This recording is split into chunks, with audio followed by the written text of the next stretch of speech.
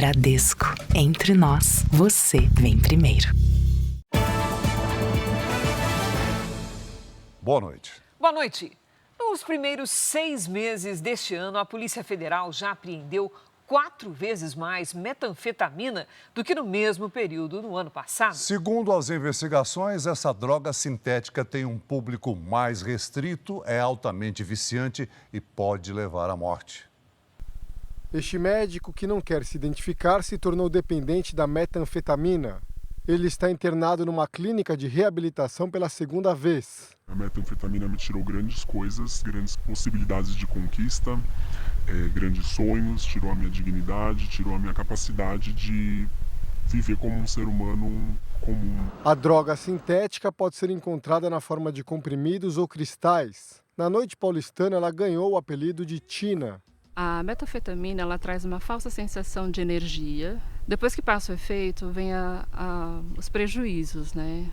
Vem a depressão, a fadiga, sensação de vazio. O uso de metanfetamina tem crescido rapidamente no Brasil. Só este ano, a Polícia Federal já apreendeu mais de 228 mil comprimidos da droga, quase 4 vezes mais do que no mesmo período de 2023. A maior parte das apreensões foi em São Paulo. Segundo a polícia, a metanfetamina é mais consumida no Brasil pelo público de alto poder aquisitivo.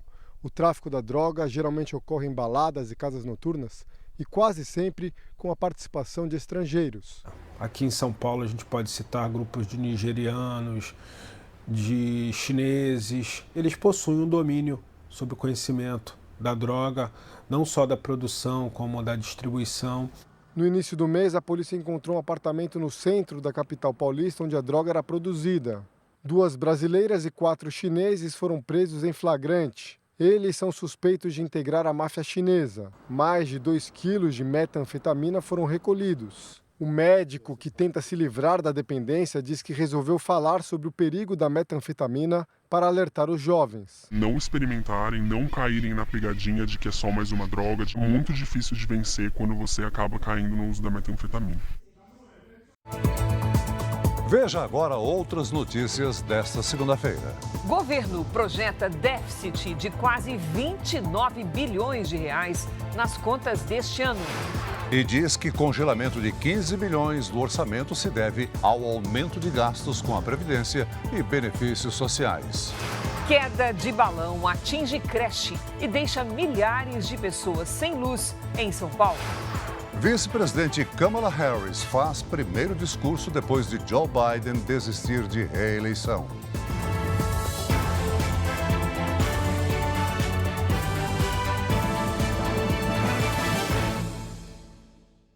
Oferecimento. Agora, a Casa de Investimentos do Bradesco.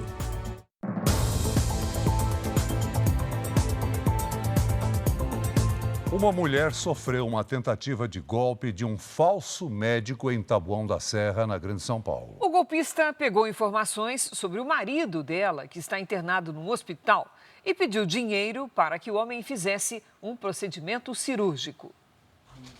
Essa mulher, que tem medo de mostrar o rosto, está com o marido internado na UTI. Ele teve um AVC hemorrágico. Ela recebeu uma mensagem de áudio de um suposto médico que tinha todas as informações sobre o caso do marido, dizendo que ele corria risco de morte. Infelizmente, eu não tenho boas notícias. Nós identificamos uma infecção generalizada aguda. O golpista falou ainda que o paciente precisaria urgentemente de uma intervenção cirúrgica para que conseguisse sobreviver. Preciso imediatamente tirá-lo do risco de óbito e, é claro, conter esse coágulo. Mas pelo hospital, consigo a liberação da Secretaria de Saúde apenas na terça-feira. A vítima conta que o falso médico disse que o marido dela precisava ser transferido para uma clínica particular. Para isso, precisava eu dar um valor para eles, de R$ 1.700. Ela afirma que ficou muito assustada, mas não caiu no golpe. Eu falei assim, olha, para sua informação, meu esposo está no hospital público e o hospital público não cobra nada para paciente algum. Aí eu desliguei e bloqueei.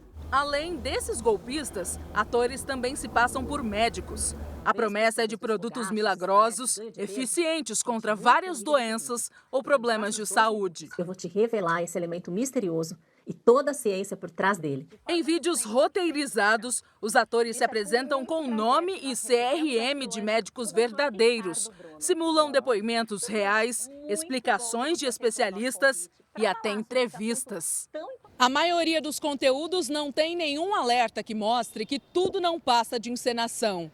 As denúncias chegaram ao Conselho Regional de Medicina do Estado de São Paulo, o CREMESP, que pediu que o Ministério Público e a polícia investiguem os casos. O médico não faz propaganda. O médico não pode fazer isso. Tem um código de ética, você não pode anunciar produtos. Em nota, o Conselho Nacional de Autorregulamentação Publicitária, o CONAR, afirmou que o uso de testemunhais falsos vai contra a legislação e as regras éticas do órgão. Medicamentos sem eficácia comprovada ou mesmo registro na Anvisa. Uma sequência de informações falsas que enganam e podem prejudicar usuários das redes sociais. Nós temos o nosso guia médico no nosso site, então todos os médicos registrados estão lá. Pelo quarto dia seguido, a zona norte do Rio de Janeiro foi cenário de disputas entre facções pelo domínio de território. A circulação de trens teve que ser interrompida e criminosos usaram veículos para bloquear uma das principais vias expressas da cidade. Ainda era a madrugada quando moradores acordaram com um intenso tiroteio. Perto dali, a Avenida Brasil era interditada pela polícia. O tiroteio continuou quando o dia amanheceu. Quem estava na rua precisou se proteger. Foi o quarto dia seguido de confrontos entre facções rivais em comunidades que fazem parte do Complexo de Israel, um dos mais violentos do estado. Este ônibus foi atravessado na pista pelos criminosos. Um blindado da polícia foi acionado. Retroescavadeiras também foram usadas para remover barricadas. Pela falta de segurança aos passageiros, 5 estações de trem foram fechadas. Alguns funcionários foram dispensados do trabalho. Muito tiro, não dá para trabalhar não. Este carro, que estava estacionado, foi atingido por balas perdidas. Cápsulas ficaram espalhadas pelo chão.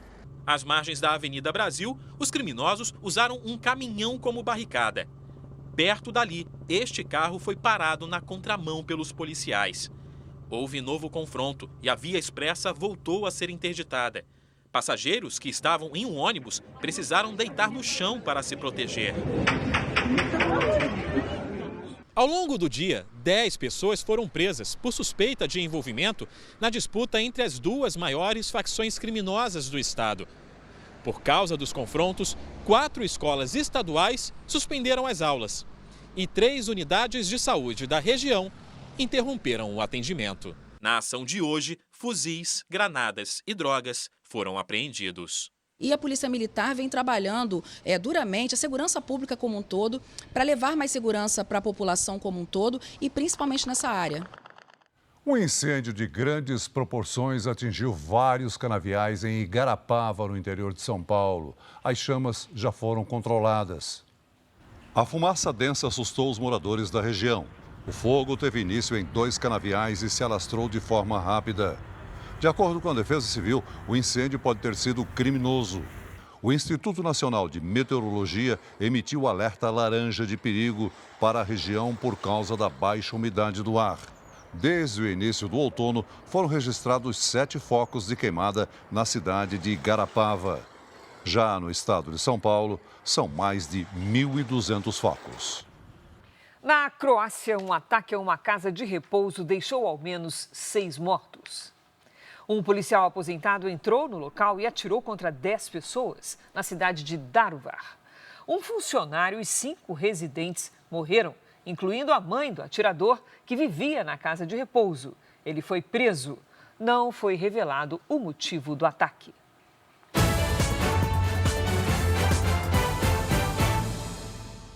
A vice-presidente dos Estados Unidos, Kamala Harris, discursou hoje pela primeira vez desde que Joe Biden desistiu da reeleição e decidiu apoiá-la como nome democrata para a corrida eleitoral. Em um breve discurso, Kamala Harris afirmou que Joe Biden se recupera bem da Covid-19 e aproveitou para elogiar o presidente.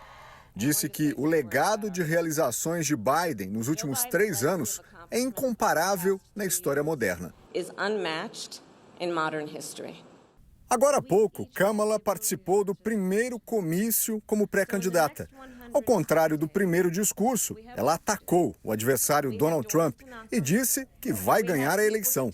Antes dela, Joe Biden falou por telefone e disse que eles tomaram a decisão certa. Biden se referia ao anúncio de ontem à tarde, quando oficializou que não é mais o candidato democrata. Em nota postada nas redes sociais, ele ressaltou que vai se afastar e se concentrar exclusivamente nos deveres como presidente. O candidato republicano afirmou que estão tentando transformar Kamala de uma total fracassada e insignificante vice-presidente em uma futura grande presidente. Um dia depois da desistência de Joe Biden, Kamala Harris tenta agora buscar apoio em torno da campanha dela. Nomes fortes do partido, como a ex-presidente da Câmara, Nancy Pelosi, e o casal Clinton, já se declararam a favor da democrata como candidata e rival de Donald Trump. E os líderes democratas da Câmara e do Senado elogiaram hoje o trabalho de Kamala, mas não anunciaram qualquer apoio. Já financiadores do partido sinalizaram que vão retomar as doações. De ontem para hoje, a vice-presidente arrecadou o equivalente a mais de 450 milhões de reais com eleitores, enquanto um grupo de democratas prometeu mais 835 milhões em financiamentos de campanha. Projeções da imprensa americana estimam que cerca de 1.000 delegados apoiam a vice-presidente como candidata democrata. Joe Biden conquistou quase 4.000 votos em janeiro e qualquer candidato deve reunir ao menos metade desse número. O Partido Democrata vai precisar se adaptar de certa maneira para comunicar e organizar isso de tal maneira que não pareça que isso foi imposto. Tem que parecer um processo democrático. A expectativa da equipe de Kamala é atingir a meta necessária de delegados até quarta-feira. O candidato que vai ocupar o lugar de Joe Biden deverá ser confirmado somente na convenção do Partido Democrata no mês que vem, em Chicago. Apesar do apoio que recebeu nas últimas 24 horas, ainda não está garantido que Kamala Harris dispute a eleição contra o republicano Donald Trump. Jaime Harrison, o presidente do partido, disse em um comunicado que haverá um processo transparente e ordenado para selecionar um candidato que possa derrotar Trump em novembro. O caminho para escolher um candidato precisa passar por questões como financiamento de campanha e repercussão política.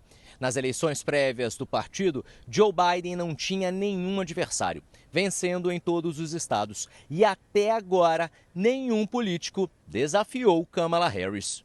O ex-presidente Barack Obama, um dos mais influentes no partido, elogiou a atitude de Biden. Mas, ao contrário de outros democratas, ainda não demonstrou apoio a Kamala. Já possíveis adversários de Harris na disputa interna manifestaram apoio à candidatura dela e agora são cotados para ser vice na chapa. É o caso do governador da Califórnia, Gavin Newsom, o de Illinois, J.B. Pritzker, e o governador da Pensilvânia, Josh Shapiro. Hora da previsão do tempo. Apesar das tardes quentes, as capitais Belo Horizonte e Rio de Janeiro bateram um recorde de madrugada mais fria do ano. Então vamos conversar com a Lidiane Sayuri para saber quais são os destaques desta semana. Oi, Lid, boa noite. Segue o frio. Sim, noites e manhãs bem geladas, sem nada de chuva no centro-sul do país. Cris, boa noite para você, boa noite, Celso, boa noite a todos que nos acompanham. A grande massa de ar seco sobre a região central do Brasil mantém o dia ensolarado, com baixa umidade do ar. Em São Paulo e em Curitiba, o dia começa com neblina que logo se dispersa e dá lugar ao sol. As máximas ficam em torno dos 23, 25 graus. Em Goiânia, terça-feira mais quente e seca. À tarde, os termômetros chegam aos 30 graus. Hoje foi mais um dia ensolarado e sem nada de chuva em grande parte do país. Cris, Celso, as imagens de satélite mostram pouquíssima nebulosidade sobre o continente. E amanhã, o bloqueio atmosférico, aquele ar seco, quente e fortão no centro do país, mantém essa mesma condição. Chuva mesmo apenas sobre uma pequena parte da região norte e entre as capitais Salvador e Natal. No giro de temperaturas, em Porto Alegre, máxima de 22 graus. No Rio de Janeiro, faz até 27. Em Brasília, 26. Em Fortaleza, até 31. E a capital mais quente será Porto Velho, com 37 graus. Agora vamos ver as cidades em destaque aqui no Tempo Delivery. A primeira participação é do Divan. Ele é de Itaguaí, no Rio de Janeiro. Bem-vindo, Divan. Semana com tempo firme, sem nada de chuva para você. Na terça faz até 27 graus, na quarta 29. Na quinta os termômetros marcam até 31 graus. Agora é a vez do Manuel, de Campo Grande, Mato Grosso do Sul. Boa noite, Manuel. A garrafinha de água será sua melhor companhia essa semana, tá? Os próximos dias seguem ensolarados e com baixa umidade do ar. À tarde, as máximas ficam em torno dos 30 até 32 graus. A gente espera a sua participação por aqui também. Poste uma mensagem nas redes sociais com o nome de uma cidade e a hashtag você no JR. Cris, Celso. Valeu, Lid.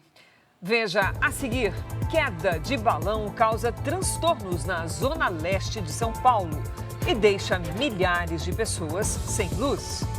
Pesquisa aponta que a dengue causou prejuízo de 27 bilhões de reais no primeiro semestre deste ano no Brasil. O primeiro-ministro de Israel viaja aos Estados Unidos para buscar apoio de democratas e republicanos na guerra contra os terroristas do Hamas.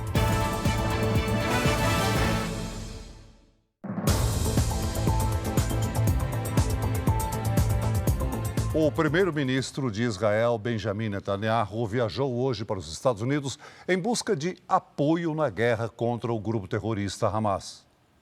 Antes de embarcar, Netanyahu disse que a viagem acontece em um momento de grande incerteza na política americana, mas reforçou que, independentemente do resultado das eleições, Israel vai continuar sendo o principal aliado dos Estados Unidos no Oriente Médio. O primeiro-ministro israelense vai ter uma agenda cheia. Para amanhã, foi marcada uma reunião com o presidente americano no primeiro compromisso oficial de Joe Biden depois de ser diagnosticado com Covid-19. E na quarta-feira, Netanyahu discursará no Congresso americano em busca de apoio de democratas e republicanos na guerra contra o Hamas.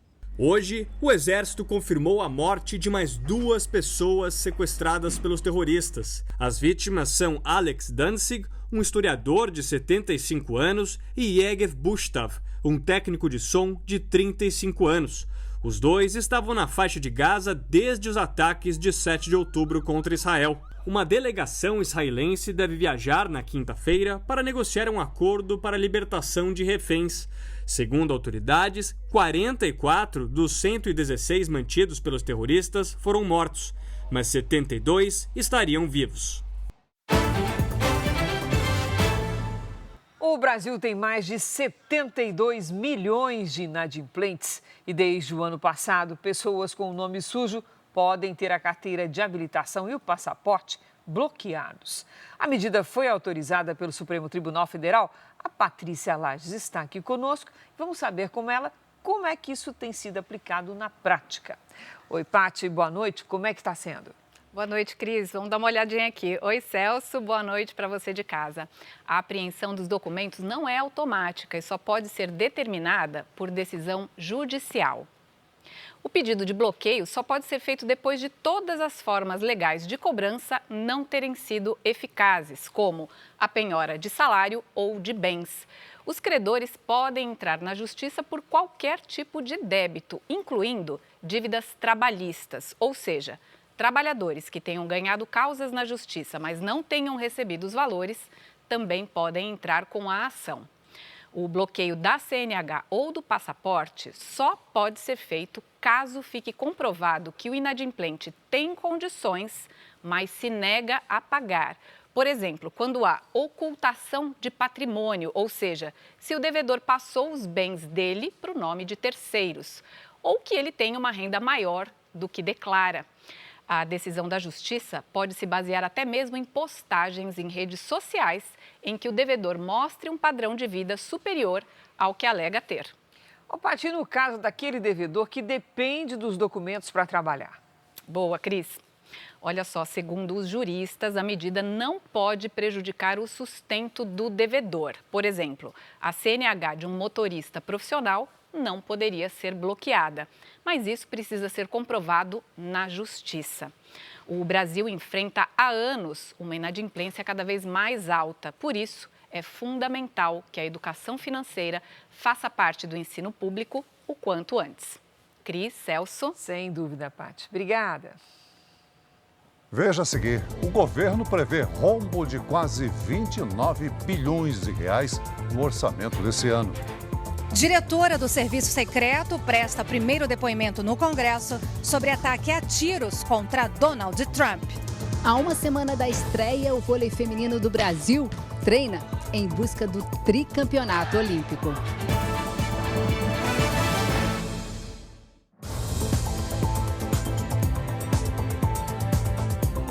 A queda de um balão quase terminou em tragédia na zona leste de São Paulo. 400 mil pessoas chegaram a ficar sem energia elétrica. Uma moto foi parar em cima de um poste e uma creche foi atingida pelo fogo. Foi uma madrugada de desespero na zona leste de São Paulo. Moradores de diferentes bairros acordaram em pânico.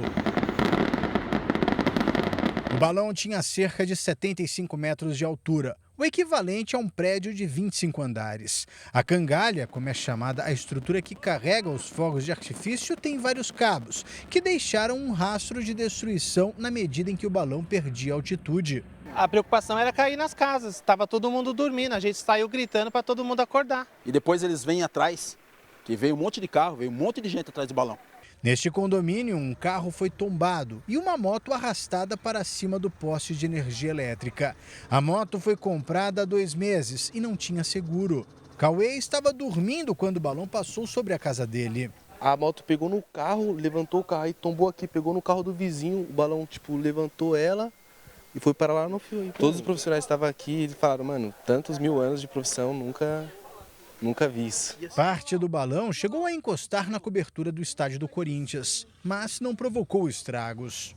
Desse ponto até onde o balão caiu, foram ao menos 6 quilômetros de trajeto. A estrutura pegou fogo sobre casas e uma creche. Apesar do estrago, ninguém ficou ferido. Os bombeiros foram chamados e isolaram toda a área. Foram quase 2 horas para conseguir apagar as chamas. Os brinquedos no parquinho ficaram destruídos. A creche tinha acabado de ser reformada. Tomar providências, sobre esses baloeiros aí, Porque não dá para ficar continuando acontecendo. Olha aí, hoje o prejuízo caindo numa creche. A polícia tenta identificar se vídeos publicados nas redes sociais têm relação com a soltura desse balão. No caso de hoje, 7 bairros ficaram sem luz, o que impactou cerca de 400 mil pessoas. Soltar balão é crime. Por isso, quem for flagrado transportando, vendendo, fabricando ou soltando o balão pode ser condenado a pagar multa e ficar até 3 anos na prisão. Em Jacareí, no interior paulista, outro flagrante. Um balão em chamas caiu sobre uma casa no domingo à noite. Apesar do susto, ninguém ficou ferido. Esse balão, quando ele sai de um determinado local, a gente não sabe onde ele vai cair. Ele pode cair sobre residência, ele pode cair sobre hospitais, ele pode cair numa área de aviação. E a gente tem tragédias inimagináveis que a gente não consegue calcular o tamanho desse risco. Este ano, a dengue já matou mais de 4.700 pessoas no país. A doença também afeta a economia. Uma pesquisa feita por universidades brasileiras calculou um prejuízo de mais de 27 bilhões de reais por causa de afastamentos do trabalho e do custo com os tratamentos médicos. Ingrid teve dengue em maio. Como não foi a primeira vez, pensou que a recuperação seria rápida, mas apresentou complicações e procurou um posto de saúde. Quando eu cheguei lá, eu tive a surpresa que a minha dengue não era uma dengue simples, era uma dengue hemorrágica, as minhas plaquetas estavam bem baixas e de imediato ela já me internou. Ingrid, que tem 2 empregos, teve que ficar de licença médica. De acordo com dados do Ministério da Saúde, este ano quase 6.400.000 pessoas tiveram dengue no Brasil. A atual epidemia de dengue já é considerada a pior da história. Além do custo social, a doença também provoca perdas financeiras. Uma pesquisa apontou que apenas no primeiro semestre deste ano, o prejuízo estimado causado pela dengue foi de 27 bilhões de reais. O estudo foi feito pelo epidemiologista Cláudio Lira, da Universidade Federal de Goiás, em parceria com pesquisadores da Universidade Federal do Espírito Santo e de São Paulo. O artigo foi publicado na revista Science, uma das mais respeitadas do mundo. Esse prejuízo está relacionado aos custos indiretos, como, por exemplo, perda de produtividade, falta ao trabalho por conta aí da necessidade de tratamento e aos prejuízos diretos, serviços médicos hospitalares, medicação. O trabalho aponta que ações de combate aos criadouros do mosquito fariam os casos diminuir. Uma clínica de reabilitação clandestina foi fechada em Nova Iguaçu, na Baixada Fluminense. 4 pessoas foram detidas e 42 pacientes resgatados. Denúncias de trabalho escravo e maus-tratos levaram a Guarda Municipal e a polícia até o local. O dono não apresentou os documentos que autorizariam o funcionamento da clínica. Ele e mais 3 funcionários foram detidos por cárcere privado. Os pacientes resgatados foram encaminhados para um abrigo da prefeitura. O governo já prevê um rombo de quase 29 bilhões de reais no orçamento deste ano. Mesmo com o anúncio de congelamento de outros 15 bilhões, ainda assim, o valor está no limite para o cumprimento da meta fiscal. O congelamento de 15 bilhões de reais foi necessário depois da redução na receita líquida do governo de 13 bilhões e 200 milhões de reais.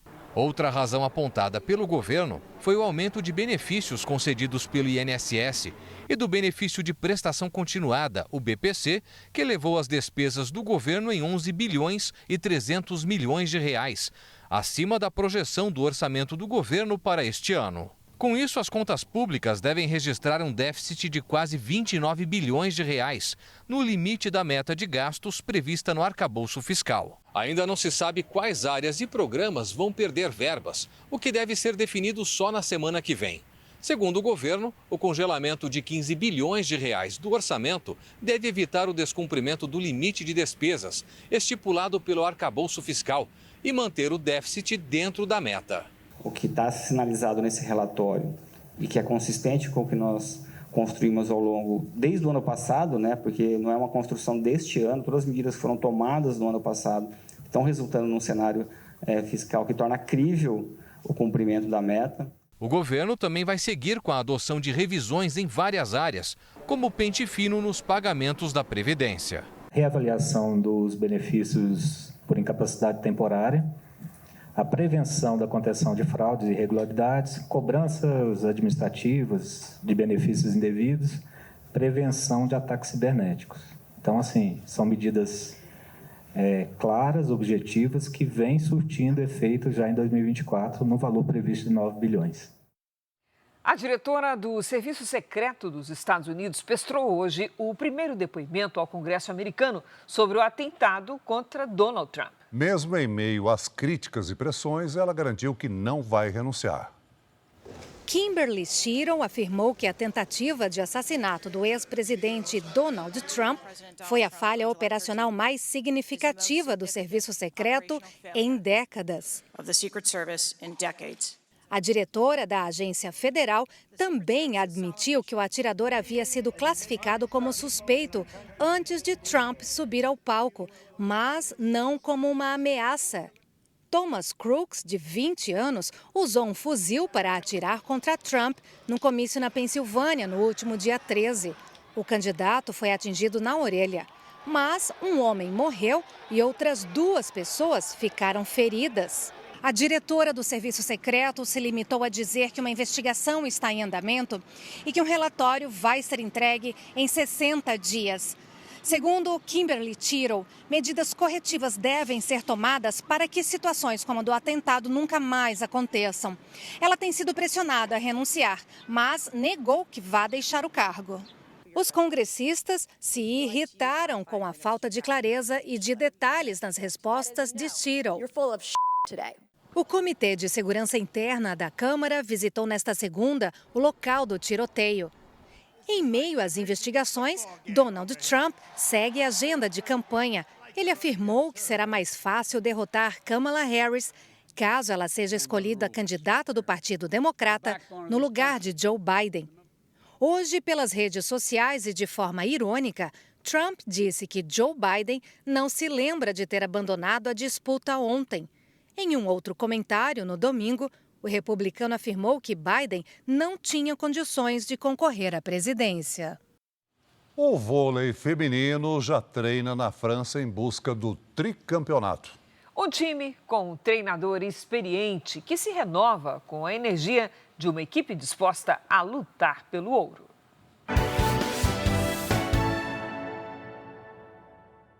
Esse som que vem de um ginásio de vôlei em época de Olimpíadas faz você lembrar de quê?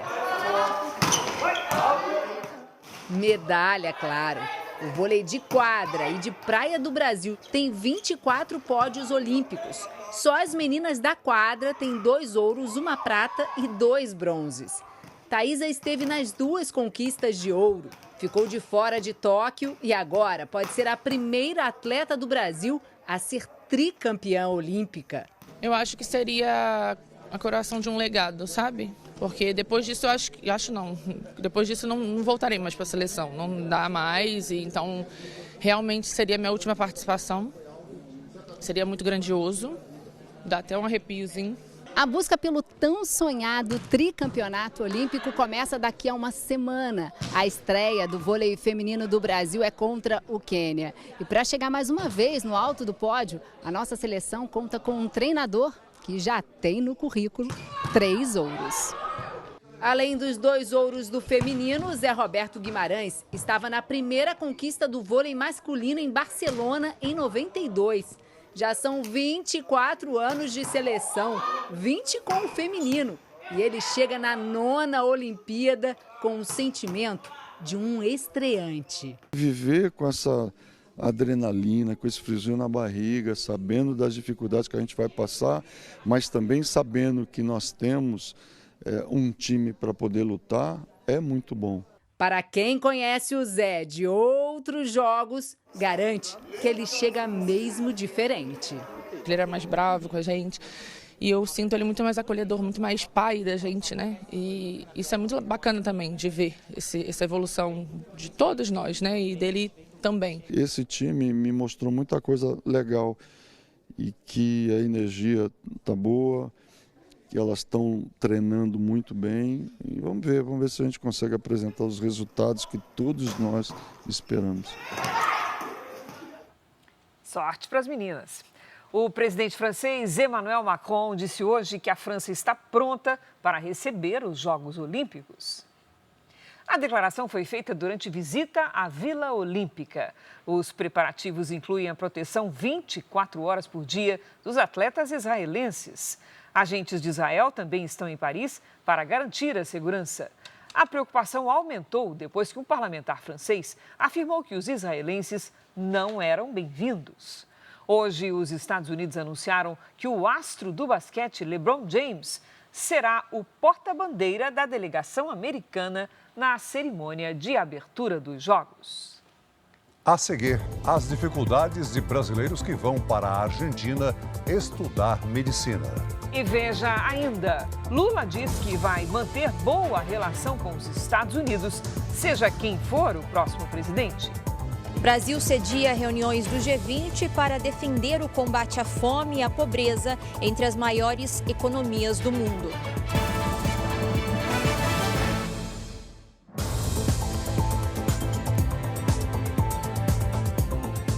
Dois candidatos à Prefeitura do Rio de Janeiro tiveram hoje os nomes confirmados durante as convenções partidárias. O Partido Novo anunciou no início da noite a carioca Carol Esponza. A advogada de 45 anos foi eleita em 2022 deputada federal pelo Rio de Janeiro. Sou mestre em políticas públicas, sou diretora jurídica do Partido Novo. A minha candidatura significa uma ruptura contra o sistema que a gente tem hoje. Na disputa pela Prefeitura do Rio também está oficializado o nome de Alexandre Ramagem, pelo Partido Liberal. Aos 52 anos, o policial federal tenta pela primeira vez o mandato municipal. Ramagem atuou como diretor-geral da Agência Brasileira de Inteligência durante o governo de Jair Bolsonaro até 2022, quando deixou o cargo e foi eleito deputado federal. Agora ele é investigado pela PF, suspeito de usar a ABIN para espionar autoridades e desafetos políticos. É uma grande perseguição que se verifica que não há crime. Elegeram a mim como alvo de investigações sem ter conduta criminosa alguma. Durante o fim de semana, o atual prefeito Eduardo Paes confirmou que vai disputar a reeleição pelo PSD. Tarcísio Mota deve ser confirmado pelo PSOL como candidato à Prefeitura do Rio de Janeiro, mas ainda não há data definida. Outros 6 partidos ainda não oficializaram representantes, mas já definiram pré-candidatos. São eles Juliette Pantoja, do Unidade Popular, Dani Balbi, do PCdoB, Rodrigo Amorim, do União Brasil, Marcelo Queiroz, do PP, Ciro Garcia, do PSTU e Henrique Simonar, do PCO. O presidente Lula disse hoje que vai manter relações com os Estados Unidos, seja quem for o próximo presidente. O presidente Lula usou uma rede social para comentar a desistência de Joe Biden à reeleição. Estabelecemos juntos uma parceria estratégica em defesa do trabalho decente no mundo. Eu gosto e respeito muito ele. Somente ele poderia decidir se iria ou não ser candidato, afirmou Lula. Em entrevista a agências internacionais de notícias, Lula afirmou que parcerias estratégicas entre os 2 países serão mantidas, independentemente de quem vencer as eleições. O meu papel é torcer para que eles escolham, um candidato ou uma candidata, que disputa as eleições e que vença aquele que for o melhor, aquele que o povo americano votar. Porque o meu papel não é escolher presidente dos Estados Unidos. O meu papel é conviver com quem é o presidente dos Estados Unidos. Lula ainda demonstrou preocupação em relação às eleições na Venezuela, marcadas para o próximo domingo. Disse ter ficado assustado com a declaração de Nicolás Maduro sobre a possibilidade de haver banho de sangue e guerra civil no país vizinho, caso ele perca as eleições. O presidente brasileiro também disse que vai enviar o assessor de assuntos internacionais da presidência, Celso Amorim, e observadores para acompanharem a votação na Venezuela. Já falei com o Maduro 2 vezes, falei por telefone com o Maduro, e o Maduro sabe que a única chance da Venezuela voltar à normalidade é ter um processo eleitoral que seja respeitado por todo mundo. Nesta segunda, Lula se reuniu no Palácio do Planalto com o ex-primeiro-ministro britânico Tony Blair. Eles falaram sobre a volta ao poder do Partido Trabalhista no Reino Unido após 14 anos e sobre uma reunião de governos democráticos contra o extremismo que deve acontecer em setembro. O Brasil cedia a partir de hoje as reuniões do G20. O país assumiu pela primeira vez a presidência do grupo das maiores economias do mundo e colocou como temas centrais o combate à fome e à pobreza. Ministros de desenvolvimento, chefes de delegação e representantes de organizações internacionais chegaram cedo ao Galpão da Cidadania. O espaço na zona portuária do Rio foi o palco de uma reunião ministerial de desenvolvimento do G20. O encontro, aberto pelo ministro das Relações Exteriores do Brasil, Mauro Vieira, é um preparativo para a cúpula que vai trazer ao Rio, em novembro, chefes de Estado das 20 maiores economias do mundo. Durante a reunião, houve um consenso para ações que garantam o acesso universal à água e ao saneamento básico. Os ministros dos países membros reforçaram a necessidade de uma cooperação internacional e de investimentos para que esses recursos cheguem a toda a população. Água potável e saneamento básico são cruciais não apenas para o progresso econômico e social, mas também para a garantia dos direitos humanos, incluindo o direito à saúde e a um meio ambiente limpo, saudável e sustentável. À tarde, as discussões focaram no combate à fome, à pobreza e às desigualdades sociais, temas que são prioritários na presidência brasileira do G20. Esse desenvolvimento econômico, portanto, ele tem que ser ambientalmente e socialmente justo para que essa forma de garantir que o mundo vai poder ter um enfrentamento a essa emergência climática seja de forma justa e sustentável. 6 pessoas morreram no acidente esta madrugada no Recife. Câmeras de segurança flagraram o momento em que o carro bateu numa árvore. Com o impacto, o motor do veículo foi lançado a vários metros. Todas as vítimas tinham entre 20 e 30 anos de idade. No Pará, carros amanheceram atolados na beira da praia em Salinópolis. Em julho, a maré costuma subir rapidamente na região e muitos motoristas encontram os veículos cobertos de água e areia. Um acidente na rodovia dos Bandeirantes complicou a chegada a São Paulo durante a tarde. O helicóptero da Record registrou os carros envolvidos na colisão. Um longo congestionamento se formou no local. Uma pessoa teve ferimentos leves. Um bombardeio ucraniano na Rússia danificou uma importante refinaria de petróleo no Mar Negro. Nas imagens é possível ver uma das explosões. 75 drones foram lançados contra o território russo. A refinaria de petróleo é a maior no Mar Negro.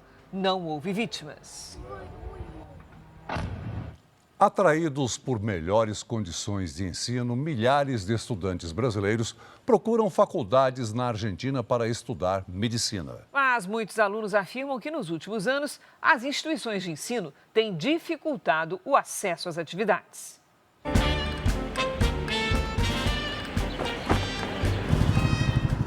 Motivos não faltam. A Argentina fica logo ali, é repleta de parques. Tem arquitetura diferenciada, com jeito de país europeu. A moeda, desvalorizada, por muito tempo manteve nosso dinheiro em alta. Mas o que levou Bruna, Daniel e tantos outros jovens brasileiros para o país vizinho foi a chance de cursar medicina em instituições renomadas, com alto nível de ensino e muitas vezes de graça. E o maior atrativo, sem enfrentar o fantasma do vestibular mais temido e concorrido, o de medicina, que no Brasil chega a ultrapassar 200 candidatos por vaga, como em algumas universidades públicas do estado de São Paulo. A medicina é um sonho para mim e eu acho que isso acaba afetando muito a decisão de sair. Daniel conseguiu ingressar numa das mais respeitadas escolas de medicina do país, a Universidade de Buenos Aires. Fundada em 1821, a UBA foi considerada a melhor da América Latina, desbancando até mesmo as mais renomadas instituições públicas brasileiras, como a USP. Aqui, os métodos de ensino são parecidos com universidades americanas como Harvard e Yale.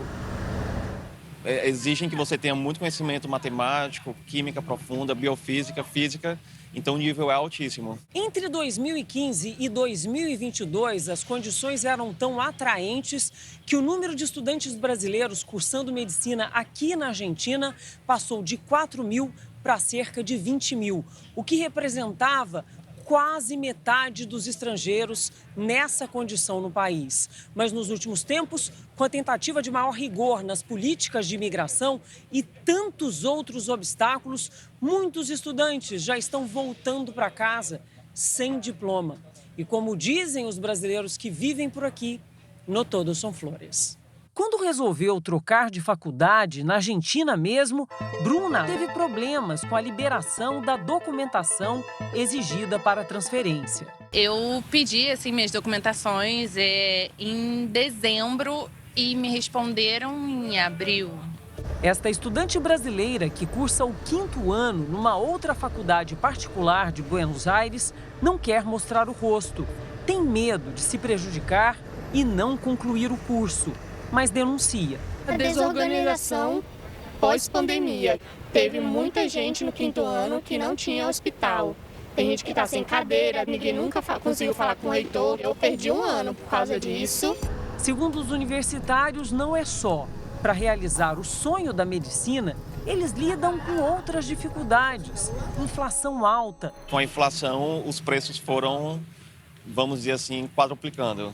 Por exemplo, você teve que trocar de imóvel quantas vezes? Acho que umas 4, 5 vezes. Hoje a estimativa é de que o número de estudantes de medicina brasileiros na Argentina não passe de 10 mil, que na chegada ainda são alvos da atuação de estelionatários, assessorias que oferecem vagas nas faculdades e imóveis, gente que cobra valores superfaturados e intermediários de locação, aplicando contratos abusivos e ilegais. Em muitos, os preços já inflacionados aumentam todos os meses e os apartamentos são inabitáveis, como mostram essas fotos.